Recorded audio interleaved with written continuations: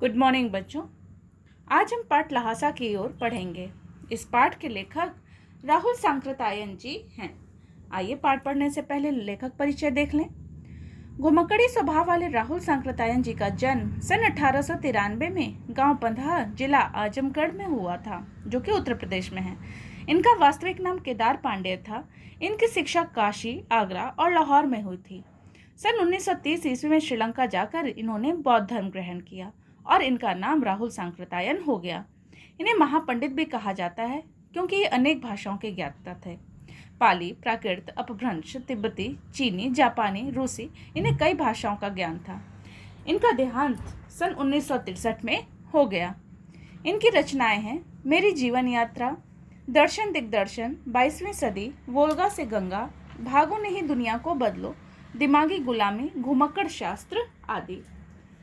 आइए पाठ का परिचय लेते हैं थोड़ा। ल्हासा की ओर राहुल सांकृत्यायन जी की प्रथम तिब्बत यात्रा से उद्घृत है। यह यात्रा उन्होंने सन 1929-30 में नेपाल के रास्ते से की थी। उस समय भारतीयों को तिब्बत यात्रा की अनुमति नहीं थी, इसलिए उन्होंने यह यात्रा भिखारी के वेश में की थी। इस यात्रा वृत्तांत में तिब्बत की राजधानी ल्हासा की ओर जाने वाले दुर्गम रास्तों का वर्णन बहुत ही रोचक शैली में किया गया है। इस पाठ से हमें उस समय के तिब्बती समाज के बारे में भी महत्वपूर्ण जानकारी मिलती है। तो आइए पाठ देख लें। वह नेपाल से तिब्बत जाने का मुख्य रास्ता है। फरी कलिंगपोंग का रास्ता जब नहीं खुला था तो नेपाल ही नहीं, हिंदुस्तान की भी चीजें इसी रास्ते तिब्बत जाया करती थी। यह व्यापारिक ही नहीं, सैनिक रास्ता भी था। इसलिए जगह जगह फौजी चौकियां और किले बने हुए हैं, जिनमें कभी चीनी पलटन रहा करती थी। आजकल बहुत से फौजी मकान गिर चुके हैं। दुर्ग के किसी भाग में जहाँ किसानों ने अपना बसेरा बना लिया है, वहाँ घर कुछ आबाद दिखाई पड़ते हैं। ऐसा ही परित्यक्त एक चीनी किला था। हम वहाँ चाय पीने के लिए ठहरे। तिब्बत में यात्रियों के लिए बहुत सी तकलीफें भी हैं और कुछ आराम की बातें भी। वहाँ जाति पाति छुआछूत का कोई सवाल ही नहीं है और न ही औरतें पर्दा करती हैं। बहुत निम्न श्रेणी के भिखमंगों को लोग चोरी के डर से भीतर नहीं आने देते, नहीं तो आप बिल्कुल घर के भीतर चले जा सकते हैं, चाहे आप बिल्कुल अपरिचित हों। तब भी घर की बहू या सासू को अपनी झोली से चाय दे सकते हैं। तो बच्चों, यहाँ उस रास्ते का वर्णन है जो नेपाल से तिब्बत जाने के लिए मुख्य रास्ता है। बोलते हैं लेखक कि जब फरी कलिंगपोंग का रास्ता नहीं खुला था तो उस समय नेपाल ही नहीं, हिंदुस्तान की भी चीजें इसी रास्ते से तिब्बत जाती थी। तो अतः ये एक व्यापारिक ही नहीं और सैनिक रास्ता भी था। इसलिए जगह जगह फौजी चौकी, छावनियां ये सब बने हुए थे। उन किलों में कभी कभी जो चौकी और किले थे, उनमें कभी चीनी पलटन भी रहा करती थी। आजकल बहुत से फौजी मकान गिर चुके हैं। तो दुर्ग के किसी भाग में जहाँ किसानों ने जहाँ मतलब कहीं कहीं अपना डेरा बना लिया है, रहने का स्थान बना लिया है, तो वहाँ कुछ आबादी दिखाई पड़ती है। तो लेखक अपने मित्र के साथ, सुमति जो कि एक मंगोल भिक्षु थे, उनके साथ यात्रा कर रहे थे। उनके साथ वो वहाँ पर चाय पीने के लिए रुकते हैं। अब वो तिब्बत के समाज के बारे में बताते हैं कि तिब्बत में यात्रियों के लिए बहुत सी तकलीफ तो है, लेकिन वहाँ कुछ अच्छी बातें भी हैं, आराम की बातें भी हैं। अब वहाँ का समाज कैसा था? वहाँ जाति पाति छुआछूत का सवाल ही नहीं था। ये सब वहाँ नहीं माना जाता था और न ही औरतें पर्दा करती थी। अगर व्यक्ति बहुत निम्न श्रेणी का भिखमंगा न हो और लोगों को उसे चोरी का डर न हो तो आराम से भीतर जा सकते थे। मतलब कोई भी अपरिचित व्यक्ति वहाँ घर के अंदर जाके वहाँ की सासू या बहू से अपने लिए चाय बनवा सकता था। अगर लोग ऐसे व्यक्ति को देखे डर ना जाए जो कि बहुत ही भिखमंगा है और उन्हें चोरी का उसे डर है, वह आपके लिए उसे मतलब वहाँ की जो स्त्रियां हैं आपके लिए चाय बना देती है, चाहे आप कितने भी अपरिचित हों। उनको मक्खन और सोडा दे दीजिए और नमक भी। वह चाय को चोंगी में कूट लेती हैं और उसे दूध वाली चाय के रंग का बना के एक मिट्टी के टोटीदार बर्तन में ला के दे देती हैं। यदि बैठक की जगह बहुत चूल्हे से दूर है और आपको डर है कि आपका मक्खन आपकी चाय में नहीं पड़ेगा, तो आप खुद भी जाकर चोंगी में चाय मथ कर ला सकते हैं। चाय का रंग तैयार हो जाए फिर नमक मक्खन डालने की ज़रूरत होती है। आइए आगे देख लेते हैं पाठ। परित्यक्त चीनी किले से जब हम चलने लगे तो एक आदमी राहदारी मांगने आया। हमने वह दोनों चीटें उसे दे दी। शायद उसी दिन हम थोंगला के पहले के आखिरी गांव में पहुंच गए थे। यहाँ भी सुमति के जान पहचान के आदमी थे और भिखमंगे रहते भी ठहरने के लिए अच्छी जगह मिली। 5 साल बाद हम इसी रास्ते लौटे थे और भिखमंगे नहीं, एक भद्र यात्री के वेश में घोड़ों पर सवार होकर आए थे। किंतु उस वक्त किसी ने हमें रहने के लिए जगह नहीं दी थी और हम गांव के सबसे गरीब झोपड़े में ठहरे थे। बहुत कुछ लोगों की उस वक्त की मनोवृत्ति पर ही निर्भर है। खासकर शाम के वक्त छंग पीकर बहुत कम होश हवास को दुरुस्त रखते हैं। अब लेखक बताते हैं कि जब इन लोग इस चीनी किले से चलने लगे तो एक आदमी उनसे रोड टैक्स राहदारी मांगने आया था।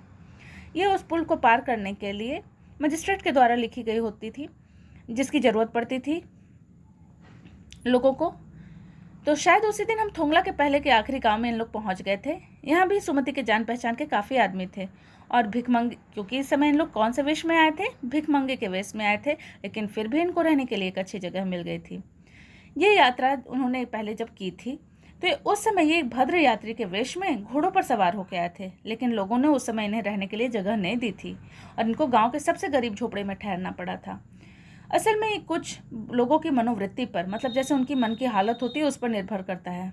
होता क्या है ना कि खासकर शाम के समय लोग जो है पूरे दिन मेहनत करते हैं और शाम के वक्त जो लोग हैं छंग पी लेते हैं, मतलब मदिरा, और वो अपने होश हवास में नहीं रहते हैं कि उन्हें क्या करना है और क्या नहीं। तो इसी कारण लेखक को जब वो पहली बार यात्रा करने आए थे यहाँ पे तो उस समय उनको उचित जगह नहीं मिला था।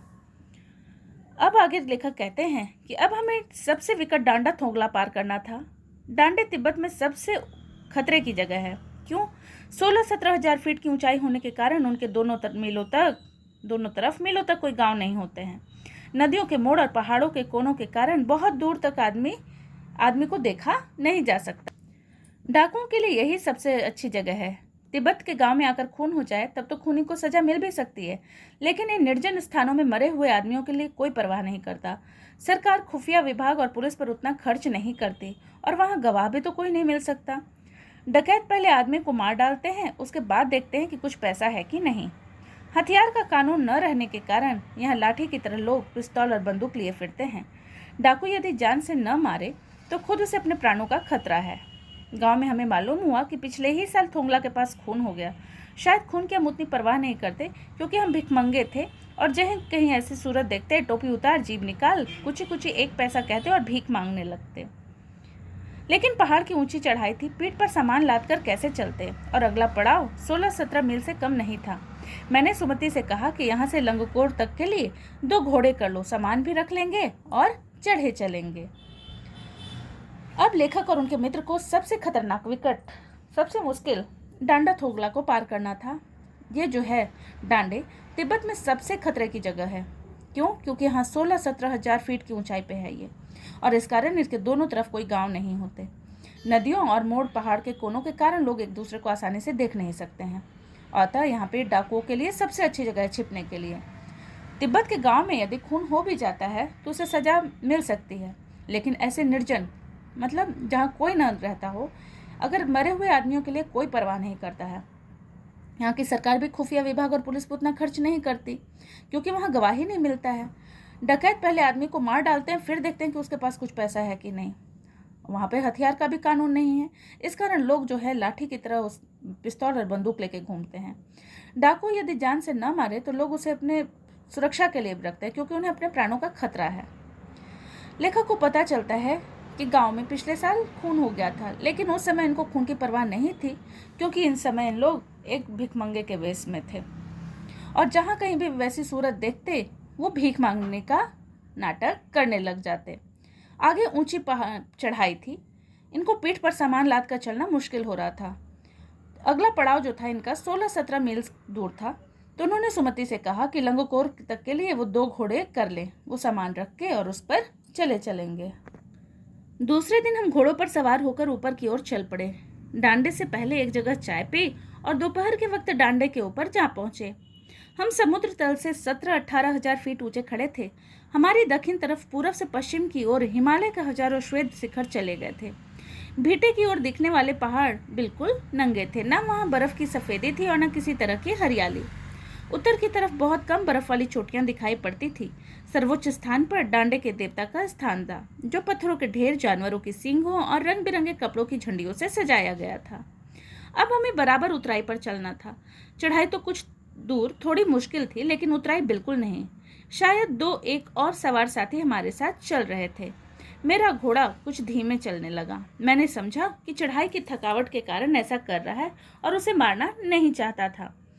धीरे धीरे वह बहुत पिछड़ गया और मैं दोन क्विस्टों की तरह अपने घोड़े पर झूमता हुआ चला जा रहा था। जान नहीं पड़ता था कि घोड़ा आगे जा रहा है या पीछे।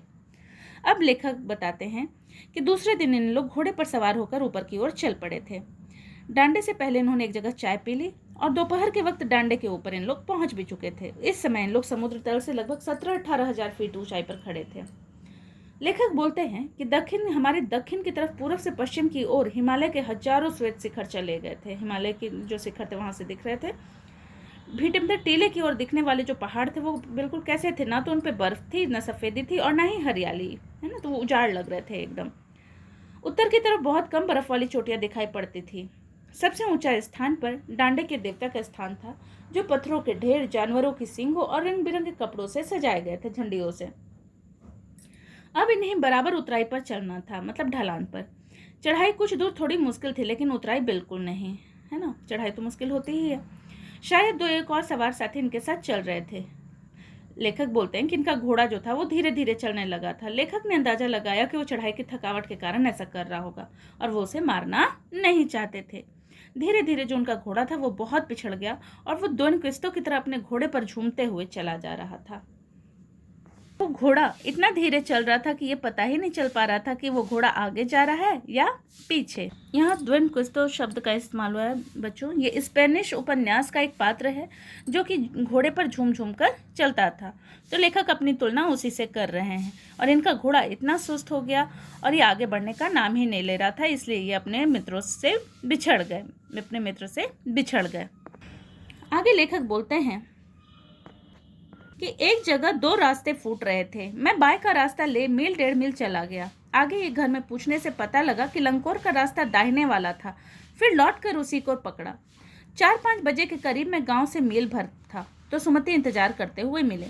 मंगोलों का मुंह वैसे ही लाल होता है और अब तो वो पूरे गुस्से में थे। उन्होंने कहा, मैंने 2 टोकरी कंडे फूंक डाले, 3-3 बार चाय को गर्म किया। मैंने बहुत नरमी से जवाब दिया, लेकिन मेरा कसूर नहीं है मित्र, देख नहीं रहे हो कैसा घोड़ा मुझे मिला है। मैं तो रात तक पहुंचने की उम्मीद रखता था। खैर, सुमति को जितनी जल्दी गुस्सा आता था उतनी ही जल्दी वह ठंडा भी हो जाता था। लंगकोर में वह एक अच्छी जगह पर ठहरे थे। यहाँ भी उनके अच्छे यजमान थे। पहले चाय सत्तू खाया गया और रात को गर्मा गर्म थुक्पा मिला। लेखक बताते हैं कि जब उनका घोड़ा सुस्त हो गया और काफ़ी पीछे हो गया, एक जगह इनको 2 रास्ते मिलते हैं। इन्होंने बायां रास्ता पकड़ लिया और करीबन 1.5 मील तक चले भी गए। आगे जाके उन्होंने एक घर में जब पता लगाया तो लंगकोर का रास्ता दाहिने वाला था। फिर वहाँ से लौट के आए। फिर उन्होंने लंगकोर का रास्ता पकड़ा। 4-5 बजे के करीब ये अभी भी गांव से मील भर पर दूर थे। तो वहाँ पर इन्होंने सुमति को इंतजार करते हुए पाया। जो मंगोल जाति के जो व्यक्ति होते हैं उनका मुंह वैसे ही लाल होता है और इस समय तो वो पूरे गुस्से में था, इसलिए उसका चेहरा और भी लाल लग रहा था। उन्होंने कहा, मैंने 2 टोकरी कंडे फूंक डाले। कंडे बेटा उपले होते हैं जिसको ईंधन के लिए इस्तेमाल किया जाता है। 3-3 बार चाय को गर्म किया। मैंने बहुत नरमी से जवाब दिया, लेकिन मेरा कसूर नहीं है मित्र। उन्होंने बताया सुमति को कि उनके घोड़े की वजह से ऐसी हालत हो गई क्योंकि वो चल ही नहीं रहा था। लेखक बोलते कि उन्हें तो रात तक भी पहुंचने की उम्मीद थी, लेकिन सुमति को जितना जल्दी गुस्सा होता था उतना ही जल्दी उनका ठंडा भी हो जाता था। लंगकोर में वे एक अच्छी जगह पर ठहरे थे। यहाँ भी उन्हें अच्छे यजमान मिले थे। पहले उन लोगों को खाने के लिए चाय और सत्तू मिला और रात को गर्मा गर्म थुक्पा मिला। यह एक तरल पेय पदार्थ जिसे चावल, मांस आदि मिलाकर और बनाया जाता है। अब हम तिंगरी के विशाल मैदान में थे, जो पहाड़ों से घिरा टापू सा मालूम होता था, जिसमें दूर एक छोटी सी पहाड़ी मैदान के भीतर दिखाई पड़ती है। उसी पहाड़ी का नाम है तिंगरी समाधि गिरी। आसपास के गांव में भी सुमति के कितने ही यजमान थे। कपड़े की पतली पतली चीरी बत्तियों के गंडे खत्म नहीं हो सकते थे, क्योंकि बोध गया से लाए कपड़े के खत्म हो जाने पर किसी कपड़े से बोध गया का गंडा बना लेते थे। वह अपने यजमानों के पास जाना चाहते थे। मैंने सोचा यह तो हफ्ता भर उधर ही लगा देंगे। मैंने उनसे कहा कि जिस गांव में ठहरना हो उसमें भले ही गंडे बांट दो, मगर आसपास के गांवों में मत जाओ। इसके लिए मैं तुम्हें लहासा पहुंचकर रुपए दे दूंगा। सुमति ने स्वीकार किया। दूसरे दिन हमने भरिया ढूंढने की कोशिश की, लेकिन कोई न मिला। सवेरे ही चल दिए होते तो अच्छा होता, लेकिन अब 10-11 बजे की तेज धूप में चलना पड़ रहा था। तिब्बत की धूप भी बहुत कड़ी मालूम होती है। यद्यपि थोड़े से भी मोटे कपड़े को सिर से ढांक ले तो गर्मी खत्म हो जाती है। अब लेखक बताते हैं कि अब ये कहाँ थे। तिंगरी के विशाल मैदान में थे, जो पहाड़ों से घिरे एक टापू के जैसा दिखता था, जिसमें दूर एक छोटी सी पहाड़ी मैदान के भीतर दिखाई देती थी, और इसी पहाड़ी का नाम है तिंगरी समाधि गिरी। आसपास के गांव में सुमति के बहुत ही यजमान थे। वो कपड़े की पतली पतली चिरी, मतलब पतली पतली सी जो कपड़े को फाड़ लिया जाता है उसको बोला जा रहा है, बत्ती जैसा, और उसके वो गंडे बनाते थे। वो ख़त्म नहीं हो सकते थे क्योंकि बोध गया से लाए कपड़े के ख़त्म हो जाने पर किसी कपड़े से भी बोध गया का गंडा बना लेते थे। कहने का मतलब ये कि सुमति बोध गया से लाए कपड़ों को तो पहले बांट देते थे, लेकिन जब वो ख़त्म होने लगता तो वो साधारण कपड़े से भी उसके गंडे बना लेते थे। कपड़े की पतली पतली बत्तियाँ को चीर लेते, मतलब फाड़ लेते, और उसकी क्या बना लेते गंडे। वो अपने यजमानों के पास जाना चाहते थे। मैंने सोचा कि वह तो हफ्ता भर उधर ही लगा देंगे, तो मैंने उनसे क्या कहा कि जिस गांव में ठहरना हो भले ही आप वहाँ अपने गंडे बांट लें, लेकिन आसपास के गांव में मत जाओ, क्योंकि मैं तुम्हें लहासा, और उसके लिए मैं तुम्हें लहासा पहुँचकर रुपए दे दूंगा। और सुमति ने उनकी बात को स्वीकार कर लिया। दूसरे दिन हमने भरिया ढूंढने की कोशिश की, लेकिन कोई ना मिला, मतलब भारवाहक जो सामान उनका उठा सके। सवेरे ही चल दिए होते तो अच्छा होता, लेकिन इस समय 10-11 बजे की तेज धूप में चलना पड़ रहा था। तिब्बत की धूप भी बहुत कड़ी मालूम होती है, लेकिन हाँ, अगर मोटे कपड़े से सर ढक लिया जाए तो गर्मी खत्म भी हो जाती है। अब 2 बजे सूरज की ओर मुंह करके चल रहे हैं, तो ललाट जो है वो धूप से जल रहा है और पीछे का कंधा जो है वो बर्फ हो रहा है, तो इनको दोनों तरह का परेशानी सामना करना पड़ रहा था। यद्यपि सुमति के परिचित तिंगरी में भी थे, लेकिन वह एक और यजमान से मिलना चाहते थे, इसलिए आदमी मिलने का बहाना कर शेखर विहार की ओर चलने के लिए कहा। तिब्बत की जमीन बहुत अधिक छोटे छोटे जागीरों में बटी रहती है। इन जागीरों का बहुत ज़्यादा हिस्सा जो है वो मठों के हाथ में होता है, तो अपनी अपनी जागीर में हर एक जागीरदार कुछ खेती खुद भी कराता है, जिसके लिए मजदूर से बेगार में बहुत कम पैसों में मिल जाते हैं। खेती का इंतजाम देखने के लिए वहाँ कोई भिक्षु भी भेजा जाता है, जो जागीर के आदमियों के लिए राजा से कम नहीं होता, उसे लोग बहुत सम्मान देते हैं। शेखर की खेती के मुखिया भिक्षु नमसे थे। वे बड़े भद्र सज्जन पुरुष थे। वह बहुत प्रेम से मिले। हालांकि उस वक्त मेरा भेष ऐसा नहीं था कि उन्हें कुछ भी ख्याल करना चाहिए था। इन लोग कौन से भिखमंगे के वेश में थे। यहाँ एक अच्छा मंदिर था जिसमें कंजूर बुद्ध वचन अनुवाद की हस्तलिखित 103 पोथियां रखी हुई थी। मेरा आसन भी वहीं लगा। वह बड़े मोटे कागज पर अच्छे अक्षरों में लिखी हुई थी। एक एक पोथी जो थी वो 15-15 सेर से कम नहीं रही होगी। सुमति ने फिर आसपास अपने यजमानों के पास जाने के बारे में पूछा। मैं अब पुस्तकों के भीतर था, इसलिए मैंने उन्हें जाने के लिए कह दिया। दूसरे दिन वह गए। मैंने समझा था 2-3 दिन लगेंगे, लेकिन वह उसी दिन दोपहर बाद चले आए। तिंगरी गांव वहां से बहुत दूर नहीं था। हमने अपना अपना सामान पीठ पर उठाया और भिक्षु नमसे से विदाई लेकर चल पड़े। क्योंकि अब लेखक का मन पुस्तकों को पढ़ने में रम गया था, अतः जब दूसरी बार सुमति ने उनसे अपने यजमानों के पास जाने के लिए पूछा तो उन्होंने मना नहीं किया। वो अगले दिन गए, लेकिन वो दोपहर तक आ भी गए थे। तिंगरी गांव वहाँ से बहुत दूर नहीं था, इसलिए अब दोनों ने अपना सामान उठाया और भिक्षु नमसे से विदाई लेकर आगे चल दिए। तो बच्चों, ये था आपका पाठ। इसे पढ़िए और समझिए। इसके प्रश्नोत्तर दिए गए हैं आपके होमवर्क में, उसे भी अपनी क्लास व कॉपी में लिख लीजिएगा। धन्यवाद।